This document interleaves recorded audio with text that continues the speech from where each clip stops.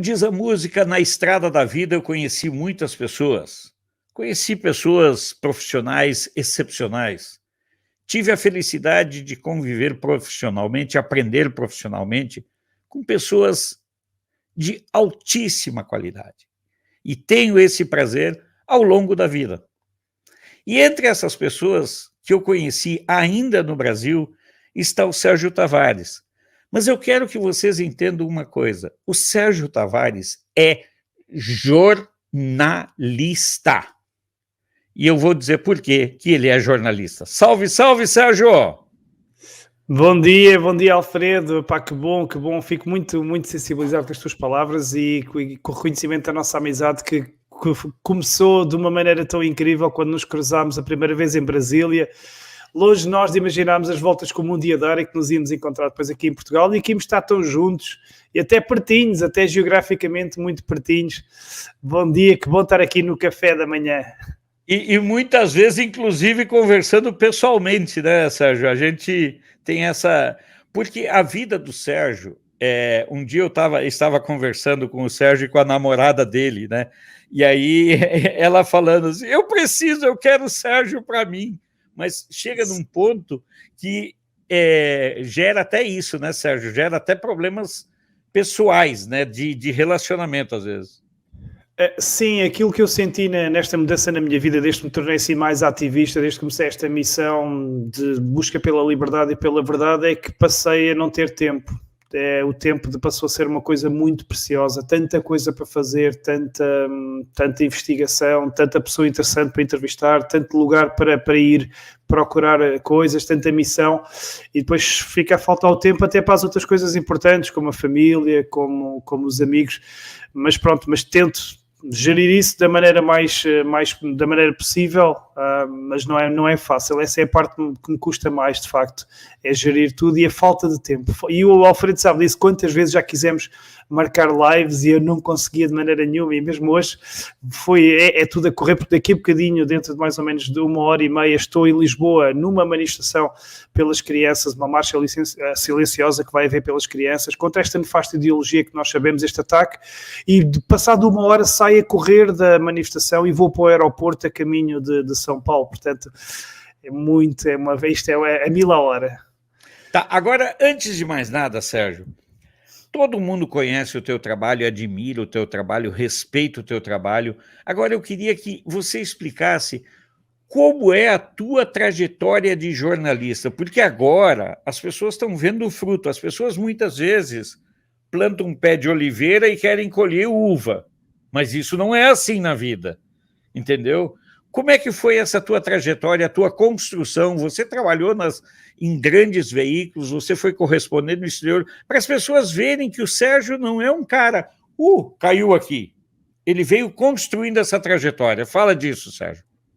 Sim, não caí de paraquedas, senão também não tinha a vontade que tenho para estar, por exemplo, a entrevistar Bolsonaro, um líder mundial, como vimos, e acho que se percebeu que eu não estava nem um bocadinho nervoso, estava até bastante tranquilo. Tudo começou precisamente quando eu fui para o outro lado do mundo, para a Ásia, onde fui como professor. A minha formação base era de professor, mas eu sempre estive ligado a eventos desportivos, sempre fui speaker desportivo, vocês sabem, aquela pessoa que nos estádios de futebol que apresenta as equipas, e agora entra a constituição da equipa, camisola número 1, vem aí, guarda-redes, goleiro, Adam, número 2... Pronto, sempre fiz eventos desportivos de várias modalidades, não só no futebol, como no atletismo, handball, rugby, futsal, basquetebol, voleibol, etc. Natação até, inclusive. E então já cheguei a Timor-Leste com esse background. Como é que é narrar natação, Sérgio? É a coisa mais incrível, porque eu fui o speaker oficial da Federação Portuguesa de Natação, Alfredo, sem perceber, eu vou usar esta expressão que se usa aqui em Portugal, sem perceber um cu de natação.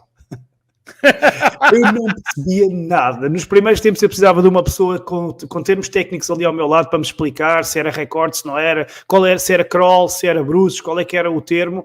Mas eu tinha a parte da vivacidade, da intuação da voz, de conseguir, então através disso eu consegui superar depois essas barreiras, e depois, claro, no final comecei a perceber a natação e fiz campeonatos da Europa, campeonatos internacionais em inglês e tudo, cá em Portugal, dessas provas provas desportivas sem que no início percebesse. Mas pior ainda, Alfredo, e vou-te dizer, eu fiz a narração também, o speaker de um jogo de rugby, da seleção portuguesa de rugby, um jogo internacional.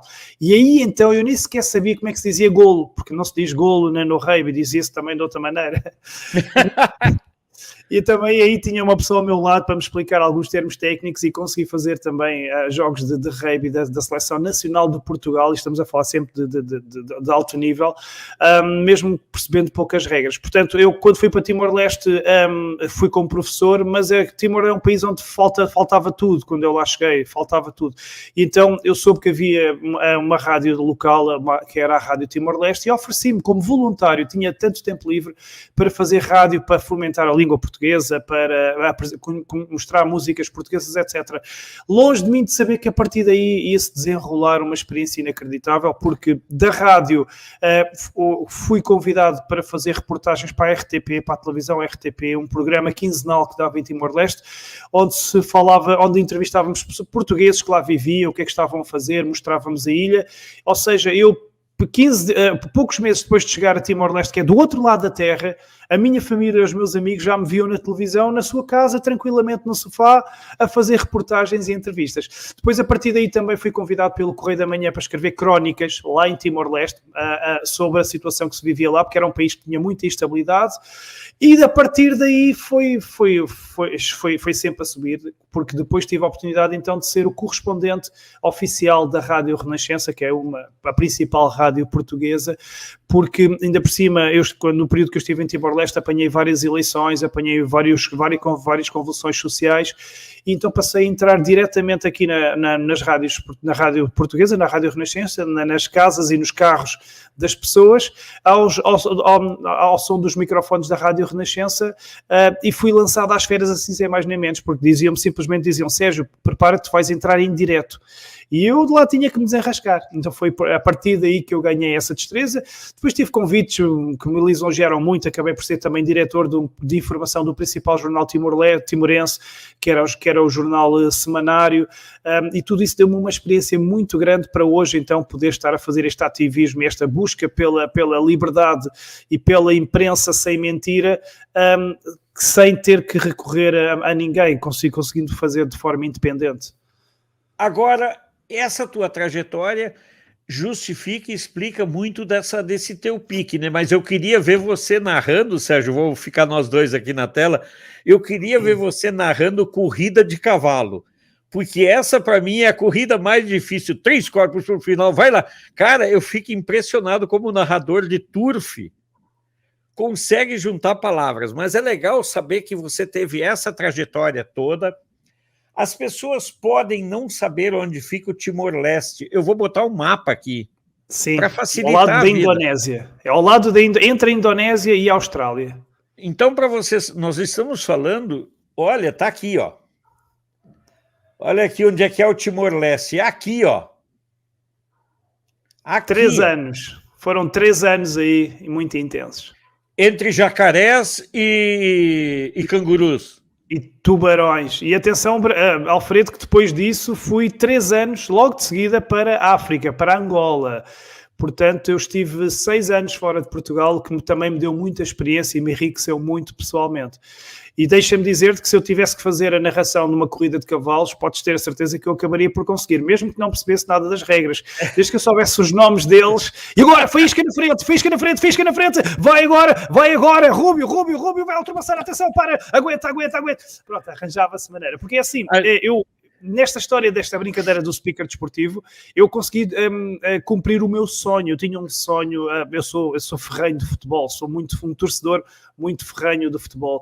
E eu sou Para quem não sabe, ele é torcedor do Sporting. Exatamente, o Sporting Clube Portugal. Eu fui speaker no Sporting, ou seja, eu pude fazer esse trabalho no estádio do Sporting para um estádio cheio, para 50 mil pessoas, e fui eu até que apresentei em Alvalade, no estádio do Sporting, o Jorge Jesus, o treinador que foi ex-treinador do Flamengo, que foi vencedor da Libertadores, e eu é que o apresentei ali sozinho no relvado, perante um estádio quase cheio, e apresentei o Jorge Jesus. Esse é um vídeo que até pus no YouTube e partilhei, porque foi um dos dias mais felizes da minha vida. Eu sou muito fã de Jorge Jesus e, portanto, também aí concretizei um sonho. Mas imaginem o que é a emoção de falar para um estádio cheio, ouvir a nossa voz em eco, porque bate primeiro num lado, depois bate no outro, depois bate... É muito bom. Mas agora, larguei tudo isso porque a minha missão agora é muito mais importante e mexe com a vida, mexe com o futuro. Como é que foi essa descoberta dessa tua missão? Mas antes, eu tenho um vídeo de um brasileiro que esteve lá e que penou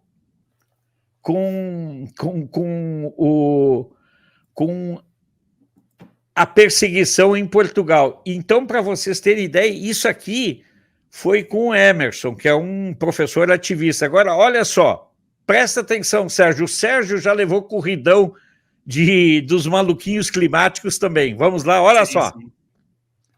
Professor opressor, 24 de julho de 2021. Estou aqui em Lisboa. Aqui é os esquerdistas aqui, ó. Quando em momentos anteriores condenáveis de bloqueio e também com a sua anuência com o bloqueio. Fazendo a manifestação aqui, Estes bloqueios são ainda mais criminosos quando a nível mundial estamos a viver uma pandemia e, portanto, é também uma atitude criminosa. Bolsonaro tá certo! Viva Bolsonaro! Aí, ó.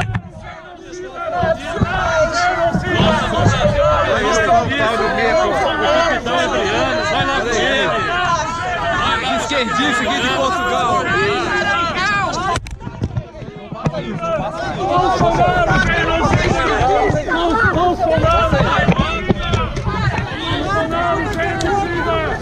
A polícia foi preciso intervir. A polícia interviu. Aqui é a polícia.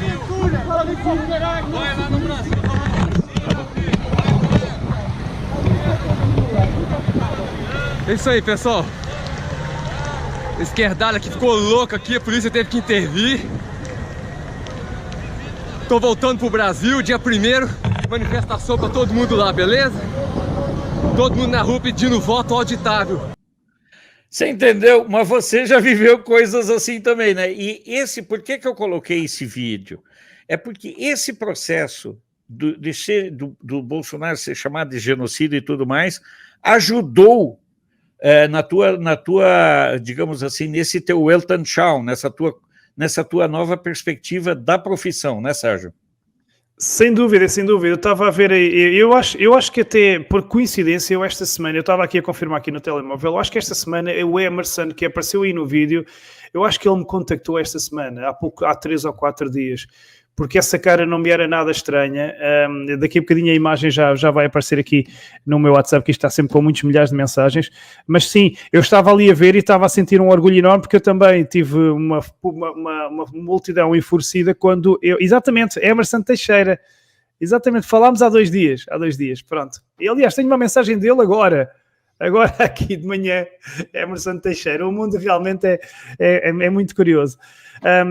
Eu também invoquei o nome de Bolsonaro no meio dos maluquinhos do clima, onde estão a esquerdalha portuguesa, brasileira nas universidades, e também foi um vídeo que ficou aí viral porque eles ficaram furiosos e me quiseram matar, porque quando nós pronunciamos o nome Bolsonaro, a esquerda fica completamente possuída. É a mesma palavra para os irritar. E foi através, sim, da pandemia que eu percebi que estávamos a ser enganados e que nos mentiam, que estavam-nos a fazer muito mal fisicamente, psicologicamente, que estavam a ser cometidos crimes contra a humanidade.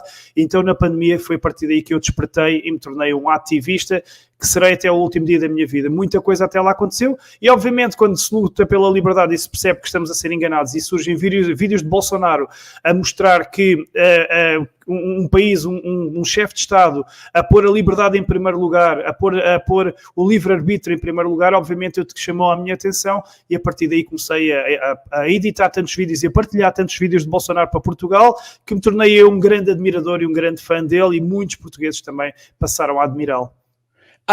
Aí nós entramos em outro eixo da nossa conversa, o seguinte: as pessoas reclamam da mídia brasileira, mas a mídia portuguesa consegue ser pior, né? Não há outra palavra, eu lamento ter que usar este termo, mas é uma merda, não há outra palavra, não há. É assim, eu não sei qual é que é pior, porque eu também estou muito a par da imprensa brasileira e eu vi a Globo Lixo a festejar quando Lula venceu, vi a maneira como eles, a inquisição que fizeram a Bolsonaro durante os debates eleitorais, quando aos outros levavam ao colo, né? Você não deve nada à justiça, dizia o Bonner ao Lula. Quando foi o Bolsonaro, aquilo parecia uma inquisição completa. Mas em termos, é assim, a imprensa brasileira é mais sensacionalista, mente com mais estilo, com mais sensação. A portuguesa é mais, mente de uma maneira mais subtil, mas é igualmente incompetente. E estão ligadas, a Globo tem uma parceria com a SIC, a correspondente da SIC no Brasil, a Ivani Flora, que mente também e passa uma imagem de Bolsonaro super, super falsa, trabalha para a Globo e para a SIC ao mesmo tempo. Eu não sei dizer qual é que é pior, são as duas más, e a única certeza que eu tenho é que esses jornalistas e essas televisões, da minha parte, nunca vão ser perdoados até o último dia da minha vida. Não perdoarei de forma nenhuma os crimes, a cumplicidade que têm cometido com os crimes que têm sido cometidos contra a humanidade, e eu vou expô-los até o último dia da minha vida. Vou fazer reportagens bem à frente deles, vou expô-los, porque é gente que nos está mesmo, está a ser o braço armado desta conspiração e deste ataque à humanidade. Sérgio, é importantíssimo esse trabalho de jornalista. E eu te pergunto o seguinte, você foi talvez a única voz de Portugal e da língua portuguesa a estar in loco nas manifestações na Alemanha. E eu me lembro que uma noite o Sérgio mandou uma imagem que eu queria fazer. Assim, eu tenho uma intimidade, uma proximidade com o Sérgio, e eu sei que eu não fico chamando ele para fazer live, porque eu sei a correria dele, respeito ele nessa sua característica. E aí ele me mandou um vídeo dele andando de carro a 60 quilômetros, saindo da Alemanha, indo para a Suíça, para Davos. Sim. Sabe? E aí, com então, neve a cair ali forte no vidro e eu nem conseguia, nem sabia onde é que estava. E aí eu me lembro que a gente colocou esse vídeo aqui, foi muito... Agora, qual é o recado? E o agro brasileiro, infelizmente o agro brasileiro ainda não se deu conta que a Agenda 2030 vai chegar no Brasil. Já está com força. Certo, então eu queria que você, que teve a experiência de ter coberto Bruxelas, Alemanha, Espanha, França, Itália, Luxemburgo, só não foi para a linha Palmeiras, que é a minha cidade lá, mas o resto, Sérgio, qual é o recado que você escutou? O que os agricultores europeus têm para disseram e o que isso repercute dentro do agro brasileiro? O que eles dizem e o país onde eu senti mesmo esse ataque à Agenda 2030 foi principalmente em Espanha. Em Espanha eles usavam mesmo as bandeiras da Agenda 2030, cartazes contra a Agenda 2030. O que é a Agenda 2030? É uma agenda das Nações Unidas global, criada por estas elites globalistas, com 17 ou 18 pontos bonitos, que sob bandeiras muito bonitas, pretendem levar-nos então para um mundo melhor, erradicar a pobreza, ter um mundo ecologicamente melhor, a igualdade, etc. Só que é uma agenda completamente transvestida, ou seja, é inversa. Os 17 ou 18 pontos que lá estão têm efeitos exatamente ao contrário. Produzem mais a destruição, a ruína, a pobreza, a segregação, a divisão da população. Ou seja, é uma agenda falsa, falaciosa, e que está a ser implementada já a grande ritmo, principalmente a parte da agenda verde, porque os agricultores sofrem muito com a agenda verde, que é sobre a sustentabilidade, asfixiam os agricultores com metas impossíveis de atingir, com regulamentação excessiva, com burocracia excessiva, um asfixiar que não deixa os agricultores fazerem aquilo que eles sabem, que eles gostam, que é realmente cuidar da terra, e muitos deles acabam por desistir. E os agricultores queixam-se dessa asfixia escondida sobre metas ambientais, queixam-se também da questão do custo dos bens essenciais, que está a um preço exorbitante, as matérias-primas, o próprio gasóleo, tudo isso ainda tem a ver com o célebre fica em casa, a economia vem depois, que Bolsonaro bem avisou, e nós agora estamos a pagar o preço disso. Tudo isso tem a ver também com o facto de aqui na Europa, por exemplo, se alimentar uma guerra eterna entre a Rússia e a Ucrânia, com o envio de armas, milhões, e ninguém quer mediar a paz, ninguém quer, todos querem é destruir a Rússia e ninguém quer sentar os dois países à mesa. E os agricultores queixam-se também do facto de haverem países do mundo que não estão sujeitos às regras da União Europeia e que, portanto, os seus produtos são muito mais baratos e dizem que é concorrência desleal. Chegam aos supermercados e dizem que vêm maçãs da Ásia a metade do preço do que eles produzem, porque na Ásia eles não têm essa burocracia toda, essa regulamentação toda. E depois também se queixam de uma coisa muito importante, que é, dizem que os grandes fundos de investimento a nível mundial, nomeadamente a BlackRock e Vanguard, são as empresas que minaram todas as outras empresas de todo o mundo, são fundos de investimento, estão a comprar terras aos agricultores e ficar com elas depois para construir outros edifícios e até para pôr imigrantes, etc. Ou seja, os agricultores dizem que estão-lhes a ser tiradas também as terras e dizem mesmo que isto é um ataque deliberado e global ao setor, porque é um setor que representa a natureza, representa a alimentação saudável, e sabemos que estes globalistas querem substituir a alimentação saudável por alimentos processados, alimentos transgénicos, insetos, alimentos feitos em 3D, como no Brasil já se está a produzir carne em 3D, carne artificial com proteínas artificiais, e portanto este é mais a luta dos agricultores é apenas mais uma contra uma parte do ataque que está a ser feito à humanidade em forma de pandemias induzidas pelo homem, guerras provocadas pelo homem, pobreza provocada pelo homem, agendas climáticas falsas para impor o medo, ferramentas, e os agricultores são apenas mais um alvo dessa guerra, desse ataque à humanidade.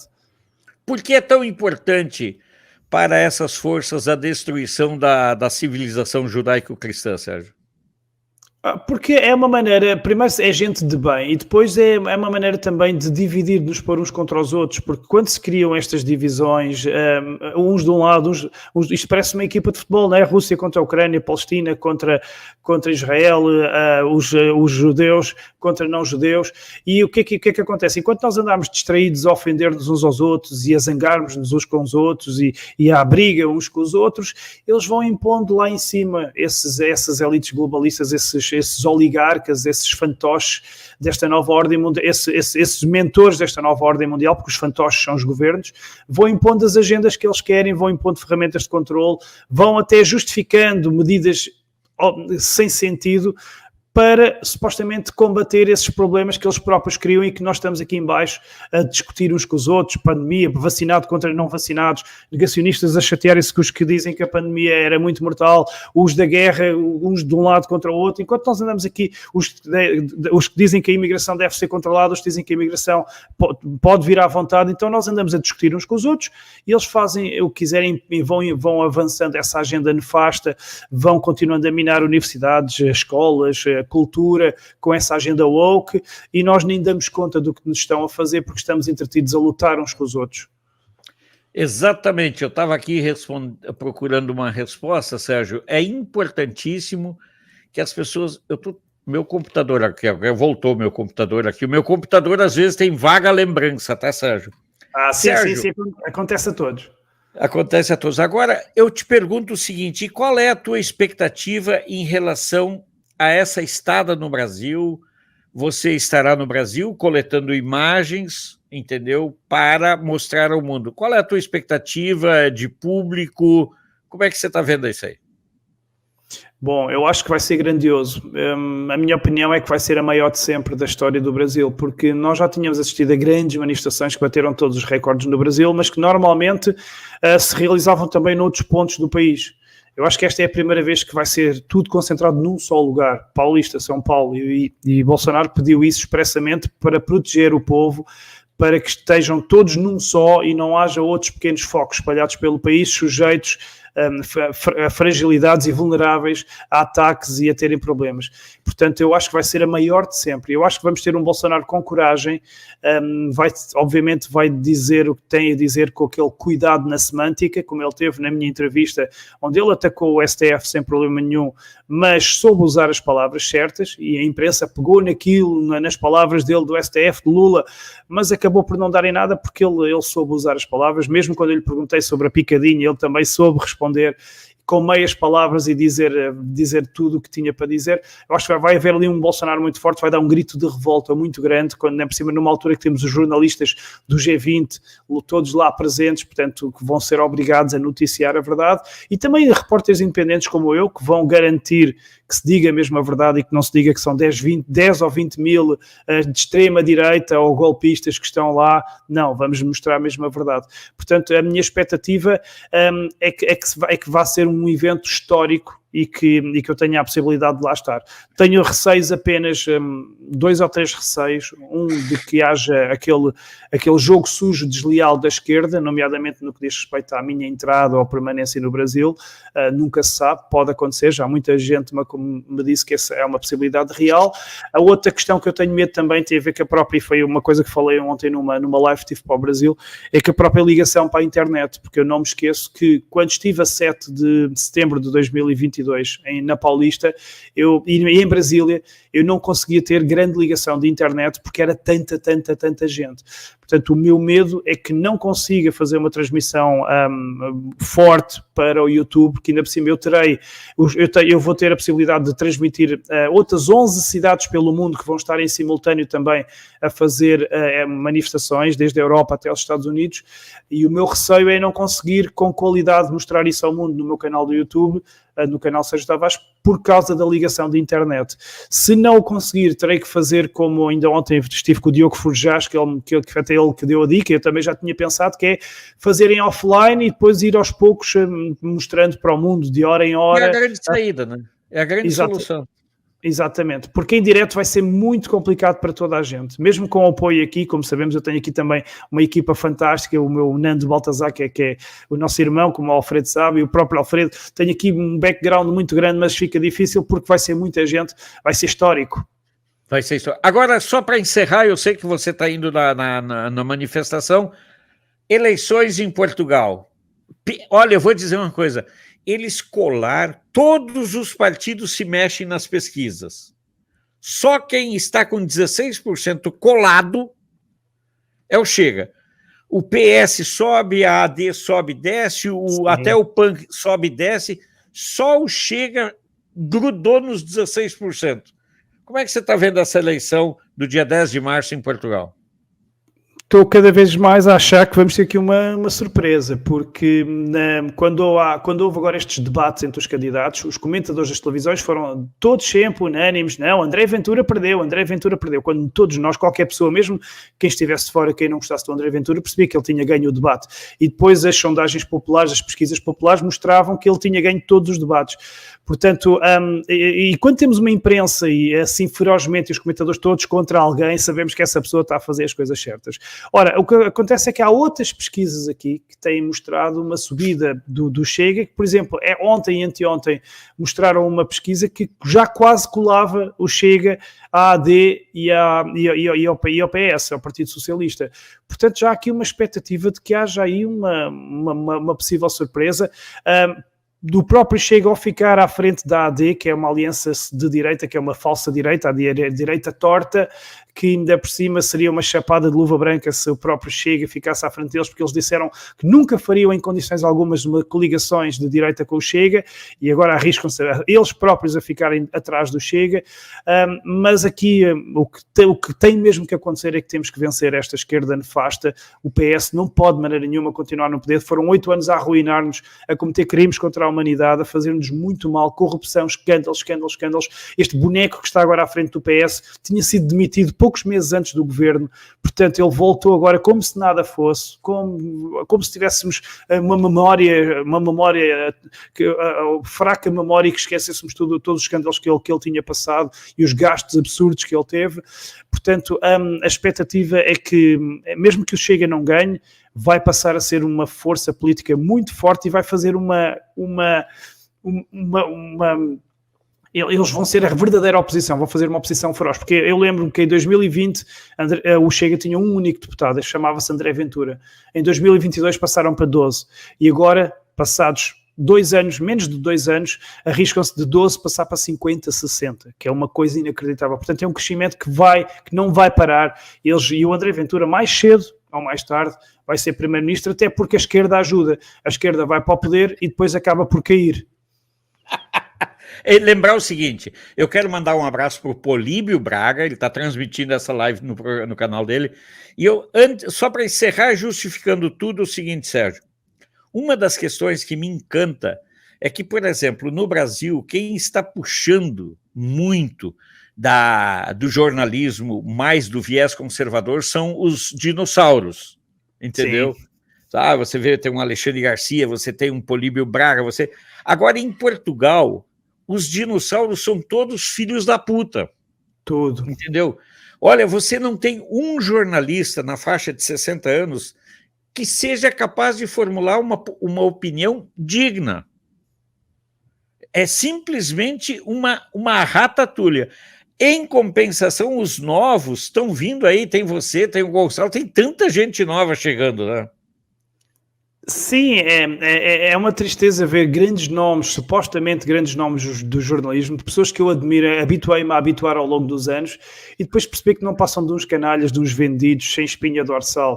Mas esse fenómeno aconteceu também com outras pessoas. Por exemplo, o Presidente da República de Portugal, o Marcelo Rebelo de Sousa, era um homem que eu admirava profundamente, eu tinha uma admiração muito grande, até perceber o bandido criminoso que ele é, o hipócrita, andou a fazer o andou a promulgar estados de emergência inconstitucionais, andou a mentir, está metido em escândalos com o seu filho, e agora a carapaça, a máscara vai caindo, e portanto, como ele, tantos outros têm ficado expostos. E no jornalismo tem sido assim, e que a pandemia foi tudo tão evidente a maneira como eles mentiam. Agora com esta história das alterações climáticas, a maneira como eles também fomentam o medo. Não é mais aquecimento agora, não é mais aquecimento global, agora é mudança climática. Mudança climática, porque eles já falharam tanto que se ficar frio eles dizem que é da culpa da mudança, se ficar quente a culpa é da mudança. Eu já expus isso também, tenho falado com imensas pessoas ligadas nessa área, até do Brasil, o Dr. Ricardo Felício, que brevemente também terei uma live com ele, que explicam que isto é tudo uma treta, porque assim, não vamos confundir com a poluição com mudança climática, todos somos contra a poluição e a poluição obviamente faz mal. O que nós contestamos aqui é que se afirme que é o homem que provoca a alteração climática. E isso é que não está ainda provado, e que o CO2 é que altera tudo. Porquê? Porque isto é um planeta vivo, que vai sempre mudar por si mesmo. A Groenlândia já foi uma floresta tropical, o planeta vai ter sempre, já vivemos em eras glaciares, já vivemos em eras terríveis, portanto não queiram demonizar o ser humano, que é ele o culpado, porque a mesma história do gelo ainda foi uma coisa que eu trabalhei no jornal da Blind Spot, que vai para o ar na próxima semana. A própria história do gelo derreter também até isso é mentira, porque o gelo derrete de um lado, e eles vão logo lá fazer as filmagens, mas não dizem que do outro lado oposto está a aumentar a quantidade de gelo. Não dizem que se calhar no outro polo o gelo está a aumentar como nunca tinha aumentado nos últimos anos. Mas não, eles vão logo a correr para o sítio onde está o urso, só com uma plaquinha de gelo pequenina e com os pinguins, que é para dar para meter o medo. E é isso que nós vamos expondo. E é muito triste ver olhar para uma televisão. Eu felizmente já não o faço, não vejo telejornais há mais de 2 anos, mas quem o faz, olhar para aquela gente e perceber o serviço que estão a fazer, a figura que se prestam, ao nível que destem para cumprir interesses superiores. Então, muito obrigado. Eu sei que você está indo lá na manifestação, que é importantíssima para nossas crianças. Quero te desejar uma boa viagem, certo? Que Deus te guie, te acompanhe, te proteja. E na volta, quem sabe a gente encontre tempo para tomar um café, entendeu?